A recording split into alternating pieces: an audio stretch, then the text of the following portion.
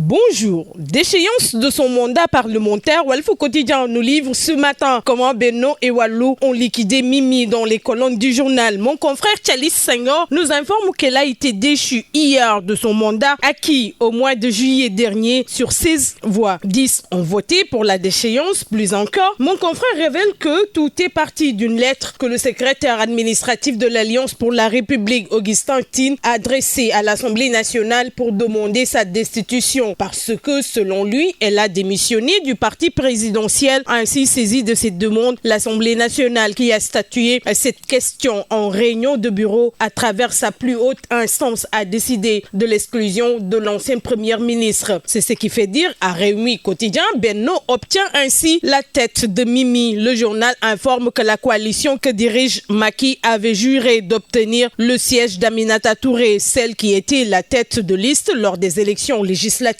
pour sillonner le territoire national malgré les moultes saisies du président de l'Assemblée nationale. Hier, sa déchéance fut actée, mais la cause semble être le fait que l'ancien Premier ministre ait fait du troisième mandat son cheval de bataille, précise toujours le journal. Déchéance de son poste de député, Mimi, la reine déshabillée, titre le quotidien Le Peuple, car elle est tombée sous les coups de l'article 60. Aminata Touré remplacée par Aïda Sougou. Selon le journal, moralement, c'est Mimi qui devrait démissionner comme l'avait fait Macky en 2008. Éviction d'Aminata Touré à l'Assemblée. Là se révèle que le PDS prend sa revanche sur Mimi, car le groupe parlementaire Liberté et Démocratie a été en phase pour cette décision parlementaire validée par le bureau, ce qui n'est pas une surprise. Assemblée nationale, Mimi démissionné et exclu d'après le Témoin. L'information faisant les choux gras des réseaux sociaux, la déjà ex-députée Aminata Touré a réagi pour confirmer qu'elle a appris son exclusion de l'Assemblée nationale par le président Macky Sall en totale violation de la loi. Ainsi, Benno invince Mimi Touré, barre à sa une Sud Quotidien. Le règlement intérieur de l'Assemblée nationale piétinait la loi constitutionnelle tronquée, souligne le journal. Conséquence des traques des biens mal acquis. La Tribune fait savoir, Wallou prend sa revanche sur Mimi. Le quotidien informe comment Lamine Thiam et Abdoulaye Diop ont fait pencher la balance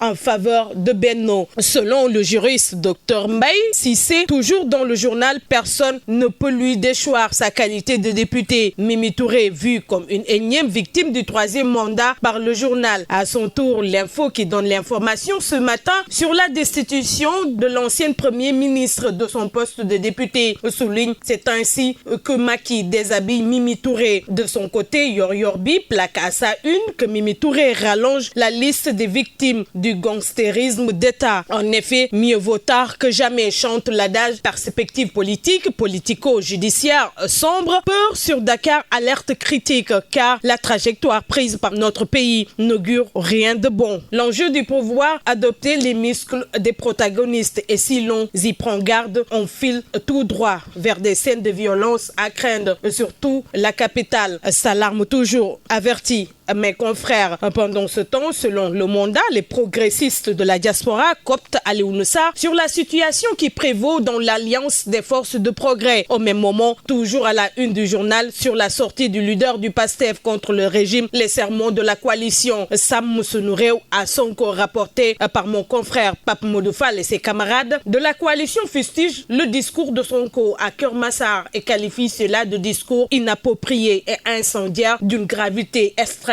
sur une affaire purement privée. Source A, de son côté, est revenu sur la troisième candidature. Hausse des prix, rapport de la Cour des comptes sur le Covid. Gakou tire sur le régime de Macky, informe le journal. Et selon, toujours dans les colonnes du journal, le leader du grand parti pense que Macky Sall est un échec patent qui ne fait qu'enlisser les populations dans la souffrance. Sénégal, Sopi, Djalarbi, renouveau, rénovation, rupture, toujours rien, s'exclame 24 heures, car pour mes confrères, ils ont tous pour résonance commune le changement. Ces slogans crient respectivement par Maître Abdoulaye Wade, le professeur Abdoulaye Bathily, Djibo Leïtika, le professeur Serigne Diop et aujourd'hui Macky Sall n'ont presque abouti à aucune transformation économique, démocratique et sociale du Sénégal. Libération nous livre ce matin tout ce que révèle l'enquête sur la nouvelle saisie record de cocaïne du large de Dakar interceptée par la marine, le navire et qui transportait 805 kilos de cocaïne bas pavillon gambien et se rendait au port de Dakar. Ainsi, la drogue a été récupérée en pleine mer lors d'un transbordement avec un autre navire. Cette suspect de nationalité italienne, ghanéenne et nigériane entre les mains de l'autrice. Sport pour terminer, ciblé par Bournemouth et Lorient, Jackson et Bamba sur le point de changer d'air. D'après Stade, Dien évalué ainsi à 3,2 milliards de francs CFA. Démarché par deux promoteurs, Sonoram rapporte pourquoi Gris est tenu d'attendre Ama Baldé. Les détails à lire dans le quotidien des arènes sénégalaises. Bonne lecture.